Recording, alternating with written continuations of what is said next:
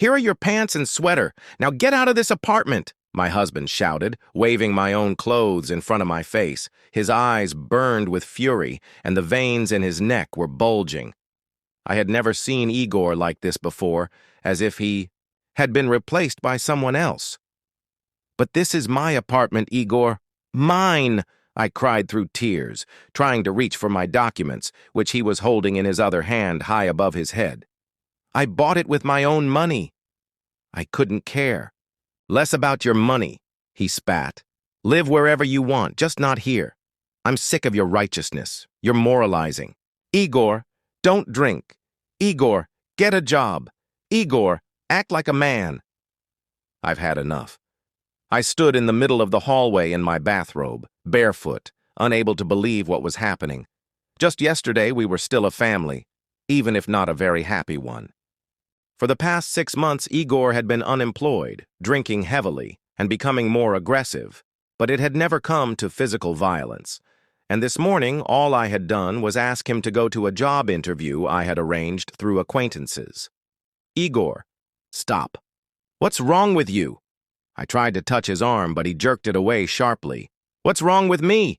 I'll tell you, I'm done putting up with your patronizing attitude. You think I don't realize you're supporting me? That all your girlfriends call me a gigolo behind my back? Enough. I'm a man, and I'll decide for myself where I live.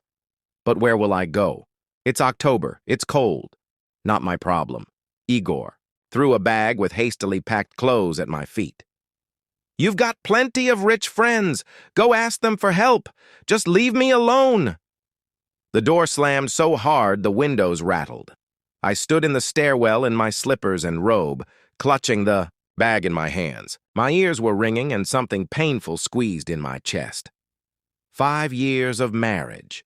5 years I believed we could get through everything together, only to find out I'd just been fooling myself.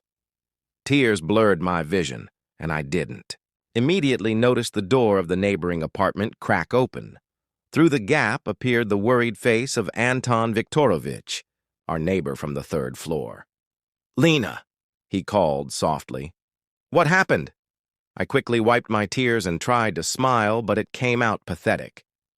Nothing serious, Anton Viktorovich, just a marital quarrel. He opened the door completely and stepped into the hall. He was wearing a tracksuit, holding a cup of coffee, which apparently he hadn't finished. Lena, you'll freeze out here. It's only 5 degrees outside. Come in, warm up, and then we'll figure things out. I wanted to refuse, but my teeth were chattering. He was right. Out on the street in a robe and slippers, I wouldn't last long, and besides him, I had no one nearby. My parents lived in another city, my girlfriends were across Moscow, and the nearest metro was a 40-minute walk away. Thank you, I whispered, and followed him inside. His apartment was a mirror image of ours, but the atmosphere was completely different, cozy, warm. Books lined the shelves, live flowers stood on the windowsills, a soft throw lay on the couch, and the air smelled of coffee and some kind of homemade pastry. Please sit down, he said, pointing to the couch. I'll bring you something warm. I sank into the soft cushions and wrapped myself in the blanket. My hands were still trembling, not from the cold anymore, but from shock, hurt, and the uncertainty of what to do next. Anton Viktorovich returned with a tray holding 2 cups of hot tea and a plate of cookies. Drink. You'll feel better, he said, settling into the armchair opposite me. I gratefully took a cup and sipped. The tea was strong, sweet, with honey and lemon. Exactly what I needed right then. Would you like to tell me what happened? He asked gently. I looked at him more closely. We had been neighbors for 3 years, but spoke rarely and superficially. Greetings in the stairwell, occasional small talk about the weather or the broken elevator. I knew he was a programmer, lived alone, never made noise, and never caused trouble. A quiet, intelligent man in his mid-30s, always polite and friendly. Igor kicked me out of the house, I began, and unexpectedly poured everything out. His unemployment, the drinking, and today's fight. Anton listened intently without interrupting, only nodding from time to time. So the apartment is in your name? He clarified when I finished. Yes, I bought it with a mortgage before we got married. Igor only registered there afterward. I see. He thoughtfully turned the cup in his hands. Lena, can I ask you a very personal question? I nodded. Are you happy in this marriage? The bluntness of the question startled me. I opened my mouth to automatically say yes, but the words wouldn't come, because the answer was no. No, I admitted honestly. I probably haven't been happy for over a year, but I thought we could fix things, that Igor would change. And if he doesn't change? If it only gets worse? I don't know, I whispered. Honestly, I don't know. We sat in silence. Outside, the rain drizzled, and drops slid down the glass, like tears. Lena, Anton suddenly said, I have to confess something. It may seem inappropriate, but... He stopped, as if gathering courage. I've wanted to talk to you for a long time. Not as a neighbor to a neighbor, but... differently. But you're married, and I had no right. I looked at him in surprise. What are you trying to say? I've been in love with you, Lena, for more than 2 years now, ever since the day we bumped into each other in the elevator and you helped me carry those heavy bags, remember? Back then, I had a broken leg and was on crutches. I remembered he was coming back from the hospital and I from the grocery store. The elevator got stuck between floors for half an hour, and we talked. He told funny stories so I wouldn't worry about the confined space, and I offered him apples from my bag. When the elevator finally started moving again, I even felt a little sorry that our conversation was over. I realize this is not the best time for such a confession, Anton Viktorovich went on. But I can't stand seeing you being hurt, can't bear to hear him yelling at you through the wall, and I can't stay silent any longer. My heart began to beat faster. Inside me, surprise, confusion, and something else were fighting. Something I hadn't felt in a long time. Warmth, tenderness, the feeling that I was needed, not as a housekeeper or a source of money, but simply as a woman. Anton Viktorovich. Anton. Just Anton, he corrected with a sad smile. Lena, I'm not asking you for an immediate answer. I'm not asking you to leave your husband for me. I just want you to know there is someone who values you, respects you, and is ready to support you at any moment. At that moment, my phone rang. Igor's name appeared on the screen. I looked at Anton uncertainly. Answer it, he nodded. Maybe he's come to his senses, I thought. I pressed the green button. Lena. Igor's voice sounded completely different, almost pleading. Lena, where are you? What's it to you? I replied coldly. You threw me out yourself. Please forgive me. I was wrong. Very wrong. Come back home, we'll talk about everything. What happened? Igor? Just an hour ago you were shouting that you never wanted to see me again. A pause. Then a guilty sigh. I got scared. Lena, when you left, I realized I could really lose you. And your mother called. She said she's coming next week and wants to talk to me about our relationship. And I thought, what am I going to tell her?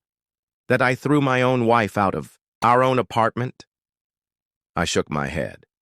As always, Igor wasn't worried about me, but about what others would think. Lena, do you hear me? Please come back. I looked at Anton. He was sitting with his hands folded on his knees, patiently waiting. There was no pressure or demand in his eyes, only support and understanding.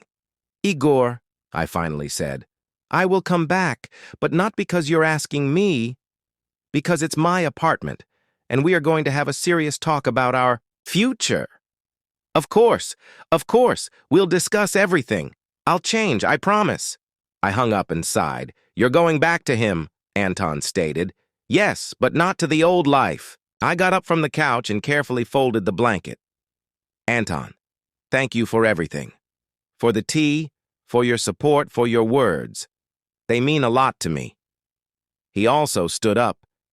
If you ever need help anytime, just reach out. I'm always here. Our eyes met. and I felt something warm spreading through my chest. For the first time in a long while, I felt not like a burden or a source of problems, but simply a woman who was valued by someone. "I'll remember," I promised. Half an hour. Later, I stood in front of my apartment door. Igor opened it immediately, as if he'd been waiting right there. He looked confused and guilty. On the table stood flowers, obviously bought in a hurry from the nearest kiosk. "Lena, forgive me," he began, but I raised my hand. "Igor, sit down. We need to have a serious talk." We talked late into the night. I told him everything I had been holding back for months. About his drinking, his irresponsibility, about how tired I was of being the only pillar in the family. Igor nodded in agreement, swore he'd change. But the next day, everything was the same. And the day after that, too. Igor still didn't look for a job, still drank, still took it out on me. The only thing that changed was that he no longer raised his hand or threatened to throw me out. And there was something else that had changed. I now knew there was someone who valued me. Anton didn't impose himself, didn't knock on my door, didn't call, but whenever we met in the stairwell, he always asked, "How are you?" And in his eyes, I saw genuine care. A month after that memorable quarrel, I realized I couldn't do it anymore.